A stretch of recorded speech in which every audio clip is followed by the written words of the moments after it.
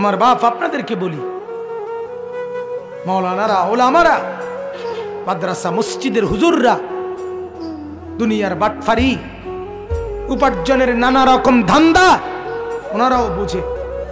আমি সবসময় এটা বলি, আমরা বেকুব না,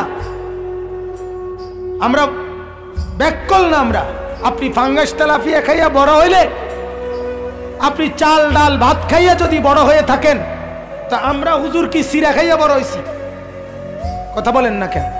বুঝি না কি? আবার সুদও বুঝি, ঘুষও বুঝি, ধোকা বাটপারি সিটারি সব বুঝা সম্ভব, কিন্তু কেন করি না? ৬,০০০ টাকার বেতন দিয়ে ইমাম সাহেব চলে, ৮,০০০ টাকা বেতন দিয়ে ইমাম সাহেব চলে। এত বড় মাদ্রাসা এই মাত্র হিসাব দিল, মহতামিম সাহেবের হিসাব শুনে আমি অবাক হয়ে গেলাম। আয়ের চাইতে কি পরিমাণ বেশি ব্যয়, ঋণ কি পরিমাণ! আহা! আমি এই বছর খুলনা চিল্লা লাগাইছিলাম তাবলীগের সফরে, ৪০ দিন খুলনায়। এই সফরে আমি Khulna university, Khulna medical college এবং খুলনা ইঞ্জিনিয়ারিং ইউনিভার্সিটি, তিনটাতেই আমি গেছি। আমাদের জামাত মেহনত করছে। প্রত্যেকটার জমি এরিয়া ১১৬ একর, এক একটা ১১৫, ১৬, ১৭ একর। ১ একর মানে ১০০ শতক। কত বড় বিস্তীর্ণ জায়গা নিয়ে কোটি কোটি টাকা ব্যয় করে, খরচ করে ওই সমস্ত প্রতিষ্ঠানে। আর আমাদের এক একটা মাদ্রাসায় বছরে সামান্য কিছু টাকা, অল্প কিছু উপার্জন দিয়ে না খেয়ে না দে মালিকের ৩০ দিন, মালিকের ৩৬৫ দিন কাটায় শুধু একটা আশায় বুক বেঁধে যে মাওলা দুনিয়া যা দিলেন দিলেন না, হাসরের ময়দানে জান্নাত দিয়ে পুরায় দিয়ে। এই আশা। আমরা বোকা না, আমরা বুঝি, আমরা বুঝি। আমরাও একটা বড় লোভে আছি, আমরা একটা বড় লোভে আছি। তোমার লোভ ৬০ বছরের, আমার লোভ অনন্তকালের। তুমি লোভ করো ৬০ বছরের, আমি লোভ করি অনন্তকালের।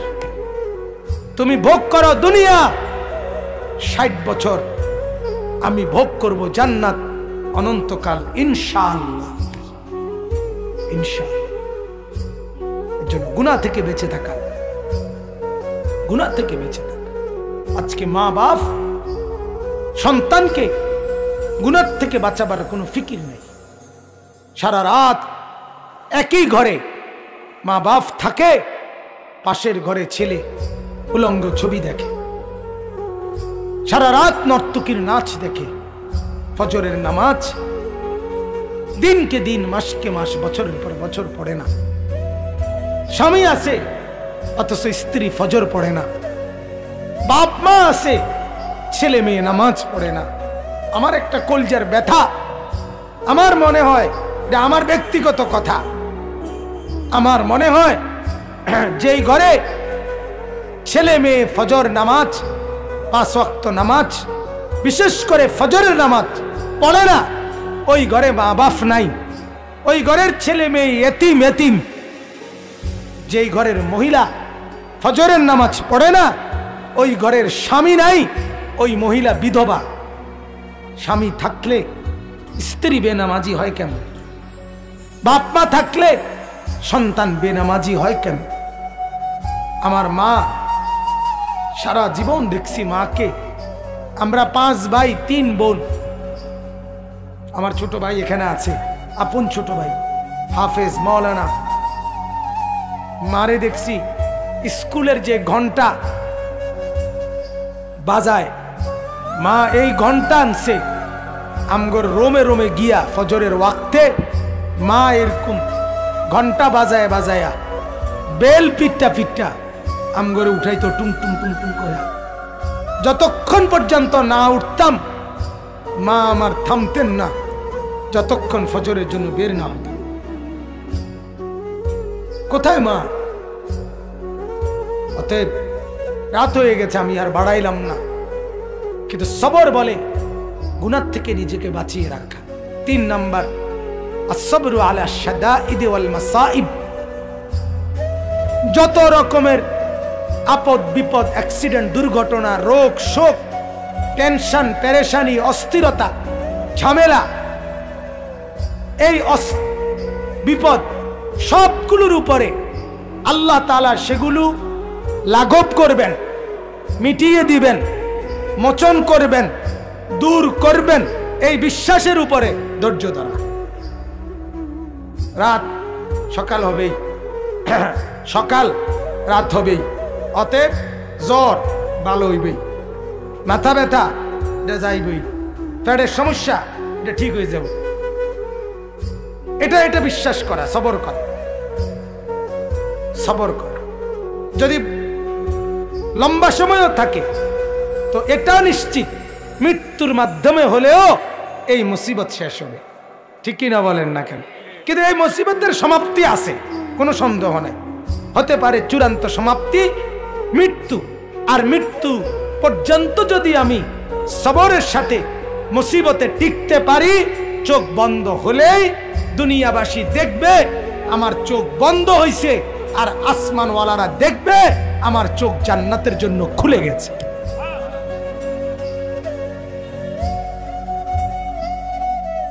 অতএব সবর, আল্লাহ তাআলা বলেন সবরের সাথে আমার কাছে চাও। শিরাকা না আলাই, জুতার ফিতা ছিঁড়ে গেলেও নবীজি বলছে আল্লাহর কাছে বলো। ইযা সাআলতা ফাসআলিল্লাহ, কিছু চাও আল্লাহর কাছে। নবীজি বলছে ইযা ইসতাআনতা ফাসতাইন বিল্লাহ, সাহায্য প্রার্থনা করো আল্লাহর কাছেই করো। ইহফাজিল্লাহ ইয়াহফাজকা, আল্লাহকে তুমি খেয়াল রাখো আল্লাহ তোমাকে খেয়াল রাখো। ইহফাজিল্লাহ তাজিদহু আমামাকা, আল্লাহকে হেফাজত করো, খেয়াল রাখো, আল্লাহকে তুমি তোমার সামনেই পাবে। নবীজি বলছে, নবীজি বলছে অতএব আমরা আল্লাহর কাছ থেকে যা পেতে চাই তার জন্য প্রথম শর্ত কি করতে হবে বলেন না? সবর। কি করতে হবে বলেন? সবরের 1 নাম্বার অর্থ কি? ইবাদতের উপরে টিকে থাকে। 2 নাম্বার অর্থ কি? গুনাহ ছেড়ে দেওয়ার উপরে টিকে থাকা। 3 নাম্বার অর্থ কি? যে কোনো মুসিবতে ধৈর্য ধারণ করা। এই 3টা মিললে হয় সবর। ত্রিভুজ, 3 বাহু মিললে হয়। আমার শায়েখ আল্লামা মুফতি মুশতাকুন নবী সাহেব বলে 3 জিনিস, গুনাহ ছেড়ে দেওয়া, আর করবেন না ওয়াদা দেওয়া, লজ্জিত হয়ে ক্ষমা চাওয়া, এই 3টা মিললে হয় তাওবা। হযরত প্রায় উদাহরণ দিয়া বলে যে এই কাগজে যদি কেউ লেখে চ আকার চা, তাইলে কোনো চা না, এটা লেখছেন আর কি, চা পাতা চিনি পানি, 3টা মিললে হয় চা। ঠিক কি না বলেন না? হ্যাঁ ঠিক। ইবাদতের উপরে জমে থাকলাম, গুনাহ ছেড়ে দেওয়ার উপরে টিকে থাকলাম, আগত মুসিবতে ধৈর্য ধরলাম, 3টা মিললে আল্লাহ তাআলার কোরআনের ভাষায় সেটাকে বলে সবর। আর হইল নামাজ। নামাজ হাদিসের মধ্যে আছে, আল্লাহ নবী সাল্লাল্লাহু আলাইহি সাল্লামের সাহাবীরা বলেন ইদা হাযাবাহু আমরুন ফাযা ইলা সালাহ। নবীজির সাহাবীরা বলতেন যখনই নবী কোনো পেরেশান হতেন সাথে সাথে নামাজের দিকে ছুটতেন, নামাজ পড়তেন, নামাজ পড়তেন। উম্মতের হালাত তো হলো এই, সুখের নামাজ তো পড়েই না, দুঃখ মুসিবতেও নামাজ পড়ে। ডাকাইতে ডাকাইতে এমন শক্ত ডাকাত, ডাকাইতে তার বিবি হসপিটালে, তার বউর অপারেশন, সে রিসিপশনে বইয়া টেলিভিশন চায়, হসপিটালের টেলিভিশন।